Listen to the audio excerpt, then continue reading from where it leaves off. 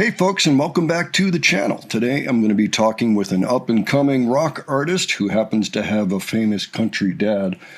His name is Tristan Tritt, son of Travis Tritt. He's writing his own music, he's playing gigs, he's got a really good sound to my ears. I got to hear his new single a little bit ahead of time. It's actually dropping on Friday the 13th, and we're going to give it a listen over at the Glenn and Adrian channel too once the video drops. At this moment, it's not out yet, but it will be out very, very soon. So we look forward to that. So I spoke with Tristan for a little bit about his music and his background, and we had a pretty good time just discussing the world of rock and how he got around to where he is today. So if that interests you, stay tuned. All right. If you're not already subscribed to the channel, just know I'm doing some interviews here and there. I also do interview reactions, cover a lot of different bands and artists that are out touring today. And so with that, why don't we take a look at this? How's it going, sir? How's it going, Tristan? Going fantastic. I am very pleased to meet you and to go over your music and your new single. And I've done a little bit of homework on you. Just so you know, I've never known really anything about your father, except for the fact that he has won some Grammys. I knew that he was in the country music realm. But me personally, I'm more of a rock guy, which sounds like you are. Yes, sir. The wonderful thing. That back there is the first Motorhead record I ever bought. It was No Remorse, pretty much on the day of release. So that's how long I've been.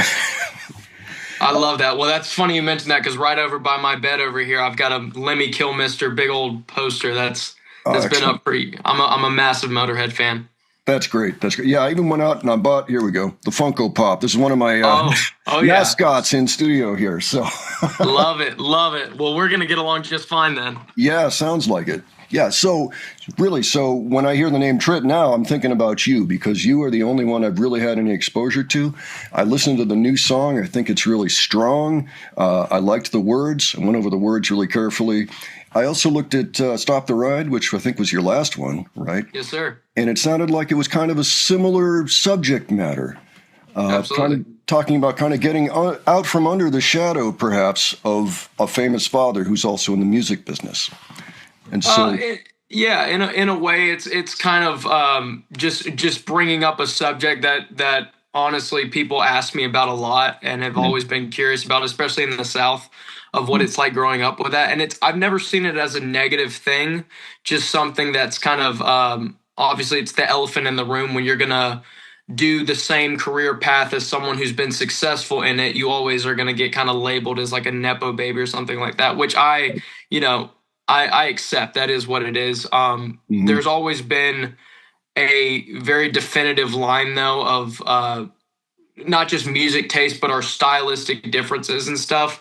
So with this new song, I really wanted to kind of lean into that a little bit and go off of the whole imposter syndrome.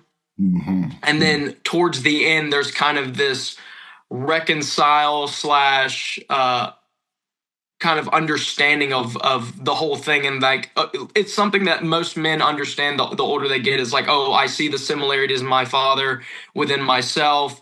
And there's also a lot of Greek mythos behind it with sort of the wordplay, because I love the story of Icarus.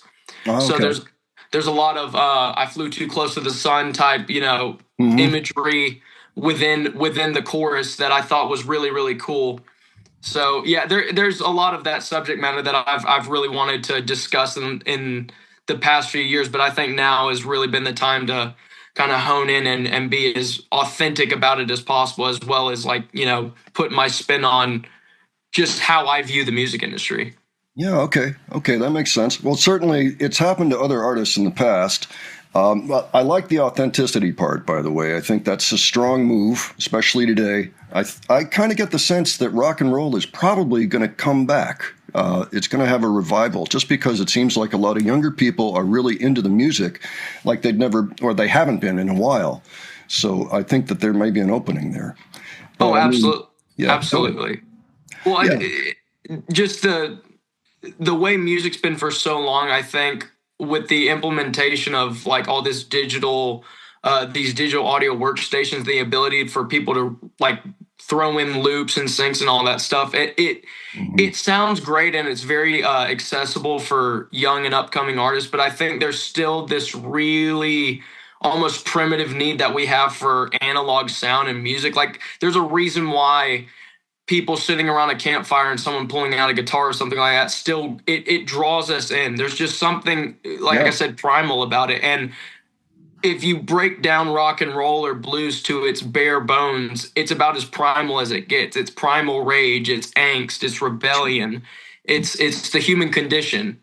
Yeah, no question about it. I think you're onto something there. Yeah, there's a humanity to it, that Absolutely. people, they still crave it. I mean, these days we are much more isolated probably because of social media. I mean, when I was growing up, you might talk to the kids at the school bus stop. I mean, being a kid, and today, I mean, I drive by bus stops and I see everybody's on their phone like this, and they're not really engaging, and so there's an isolation. I think there is also a hunger to kind of get back to some human contact, and certainly music is a way to do that. Particularly the stuff that doesn't just rely on loops or rely on, the same old drum patterns over and over. I know a lot of newer music just kind of has the same 3 chords, and it just does the same 3 chords over and over again through the song. I know that's not what you do. I really like the lyrics that you write. They they hit you. You actually feel them. They feel like they come from a real place. And the music itself also, just feels like you're sharing something of yourself. You're not just putting something out there just, for the sake of it. And so I admire that.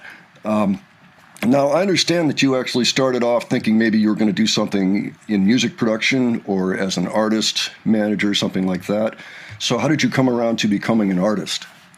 Honestly, when 2020 happened, I had previously been living in Newport Beach, California. I was working sort of like an internship under a really popular and successful manager who specifically did more of like, I call it the white boy reggae, but like Sublime with Rome, Dirty Heads, but had a lot of history with guys like Korn, Chester Bennington of Linkin Park, tons and tons of other really, really great bands that I've loved my entire life. But once 2020 happened, the whole world kind of came to a standstill. And I went back to Georgia, and thankfully, a lot of the bars and stuff, they weren't packed out by any stretch of the means, but they still had opportunities where people were coming in together and could do open mics and something like that. And I always loved the idea of doing music someday, but to be honest, I had terrible stage fright. Sure, yeah. And I just didn't know where to start. It's one of those things where, like, in theory, it sounds fun, but once you start breaking down how it all has to play out, building a band, writing the songs, all this stuff, it was almost overwhelming. But once 2020 happened, it really just kind of pushed me against the wall where I was like, okay, well, it's either now or never. I'm never going to get this opportunity again. So I started going to open mics like crazy until I initially got over that fear. And I was just playing, cover songs. But once I started building confidence, I had a guitar player for a long time. Then we got a drummer, then a bass player, and things slowly but surely went out, and we were able to make a living off it. I mean, it wasn't anything substantial, but it was nonetheless, that idea was able to actually come to fruition within about a year. And it was, ever since then, it's just been a learning curve and something that I've really thrown everything at. And I'm very fortunate to be in the position that I'm in, but it's one of those things you never stop learning. It's constantly changing the industry in itself. But if it weren't for 2020, if it weren't for all the horrible stuff that happened back then, the circumstances wouldn't have lined up the same way. Yeah, I hear you. I think a lot of people did a lot of reassessing that year, figuring out, what do I really want to do? What do I really, where do I want to be? And so that's great that you're able to do that. And I can relate to that. I am also a music artist, although I'm not really doing music these days, but I put out a CD a while back. But the way that I got over my intense stage fright was to just keep getting up, especially at open mics. Great way to meet people. And any other new artists listening to this, that's the way to do it if you've got stage fright. I mean, get up there. And it's different people every week. Actually, some of them are going to be regulars. But you'll get the encouragement you need. You'll sharpen your skills, And you also get to hear other people's music sometimes, and that helps as well to kind of write things that Absolutely. Yeah, yeah, and it sounds cliche because it sort of is, but like there's no better teacher than just doing the thing. You can do that hesitation through analyzation and play games in your mind all the time of what it's going to take to build up to where you're finally going to get that courage and that confidence. But the truth is, if you don't do it, it's never going to come. It's something you gotta it's trial by fire. That's right. That's right. So kudos to you for getting through that and putting out this music now. So I have to ask, I know the single is coming out. Is there going to be an album, do you think, or is this a test case, or do you have anything to talk about? We've mainly been sticking with singles for 2025. I dropped an EP, I believe, in November of last year called "What Are We Doing," and that was it was a collection of 5 songs, some pre-released and other additional tracks, and that was really, really cool to do, just it being the first EP of my career. But for 2025, I have the idea of doing an LP down the line and really, doing 12 original songs that I've never cut before. But right now, singles just seem to be the way to go. It's faster. I can focus really in on one song after the other and just kind of take it from there. Yeah, and that's perfectly legit. And today, as a matter of fact, that's what a lot of artists do. They'll just do a single at a time. Albums are not as important as they used to be, but they still have their fans. Oh, absolutely, absolutely. And I'm still a sucker for old records and stuff where I listen all the way through. Like especially if it's a concept album, those are hard to beat. It's just like it's a movie in your head. Yeah. Oh, for sure. Oh, I mean, I grew up loving Pink Floyd, for example. So one of the best at it. One of the best at it. For sure. For sure. Well, I mean, it all sounds like really good news. As far as the lyrics, is there anything you want to talk about in particular? I know you mentioned Icarus, and flying too close to the sun. I also noticed in the Stop the Ride, there was a bit about 6 feet of rope ain't enough to hold so my feet don't touch the ground. Mm-hmm. And all that. Does that come from a similar place, or is there a particular thought that you end up going through that brings these types of lyrics out? Is there something you're working through, or? It's not necessarily. A lot of the stories can kind of be like a vicarious storytelling from other people's experiences. But if anything, if there's 2 words to kind of display what both songs were about, this new song "Wannabe" is more an imposter type theme, right, where Stop the Ride is more of isolation and more specifically about being on the road. And the 6 feet of rope ain't enough to hold it's kind of like the masochistic tendencies that we as musicians have, where we tour and we're away from those that we love, but it's like this ever going cycle of hating it and loving it at the same time, sitting around and waiting for 90 minutes to an hour of something that's fulfilling. And it's almost like it's a masochistic just type of way of living, because you're doing a lot of things that you, in hindsight, you're thankful for, but in the moment when you're on the road and stuff, you're like, why did I put myself in this position? So that was kind of my way of doing it. And it sounds obviously very bleak, but I think to an extent that is sort of the degree that it has to be put out, because some people don't understand. You get the woe is me, you go on the road and all that stuff, but it's like, I'm not going to throw a pity party, but there are absolutely sacrifices that people who travel for a living have to deal with. And this is not just for musicians, but truckers, anyone who's got a travel job. That's just part of it. You're absolutely right. I don't know if you happen to look at our channels, but one of the rock bands that we cover on a regular basis because we believe in them and we think they're going to break big eventually is The Warning. They have a song called Hell You Call a Dream that is about exactly that. About, well, there are other things, other conditions that come along with fulfilling your dream. of becoming a success, sharing your music with the world, that sort of thing. And it's the same type of situation. And I know just enough about touring that I'm not a fan. I'm older, so you're a little younger. You can probably handle it a little better now. But yeah, there's a lot of hurry up and wait. They want you at the venue really early. You set up, you wait. Okay, sound check time. Okay, now I've got 3 hours to kill, or what am I going to do? And so there's a lot to it, and people eventually build their routines, maybe they do exercise or something. I know back in the day, sometimes you'd get into some bad habits, waiting for the show to start. Absolutely. Seems like there's less of that now, so that's good. I think that's a positive thing. But absolutely. Yeah, but in terms of, again, you've got a famous dad who, granted, I don't know much about him because I'm more of a rock guy, but right. Other people do. There are times that the son will outpace the father in terms of his legend. I mean, we've got people like Jeff Buckley, who, he's better known than his father, Tim, who was very, very revered in his day. Absolutely. And Jeff is one of my biggest influences in songwriting, just of how bare bones and emotional that man can be with just the most simplistic lyrics at times. Same with Tom Petty. Very simplistic lyrics that the more you listen to them, it really cuts deep. And if you're open to it, it's gonna let itself in. That's right. Gets to the heart of the matter. Absolutely. Yeah, for sure.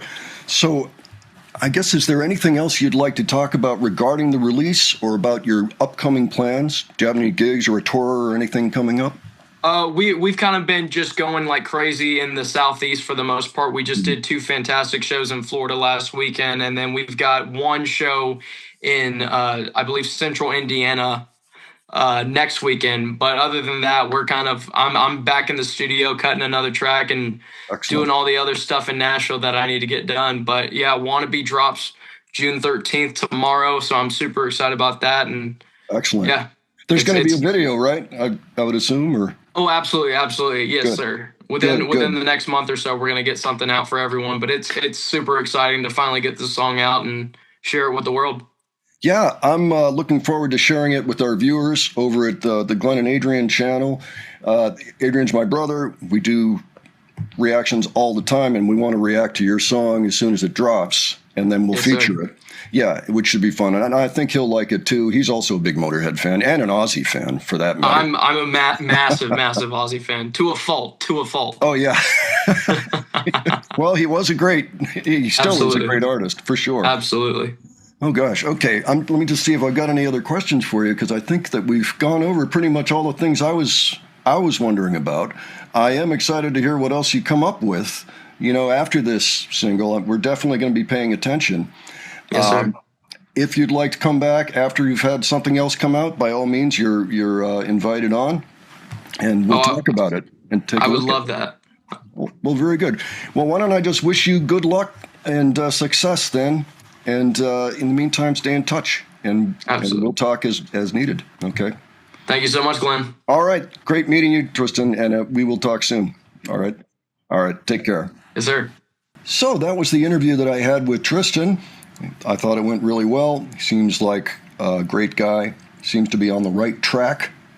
I really enjoy the stuff that I've heard that he's produced so far, and I'm looking forward to future songs coming out. So don't miss the video as it comes out tomorrow. We're going to be looking at it again over on the Glenn and Adrian channel. So hopefully that'll be out Saturday. It kind of depends on when the song actually drops during the day. If not Saturday, then it'll be out very early next week, maybe Tuesday or so. So look for that. And in the meantime, why don't you let me know your thoughts on this interview? Have you ever heard of Tristan before? Are you familiar with him or his work? Why don't you cheer him along with us? And I'm sure we'll be talking again at some point in the future. But yeah, let me know what you thought of this interview. And if you have other suggestions for me, please leave those below. And if you enjoyed this video, please give it a like. And if you enjoyed the presentation, please subscribe. All right. Thanks so much for joining me today. And I will catch you on the next one. All right. Take care, folks.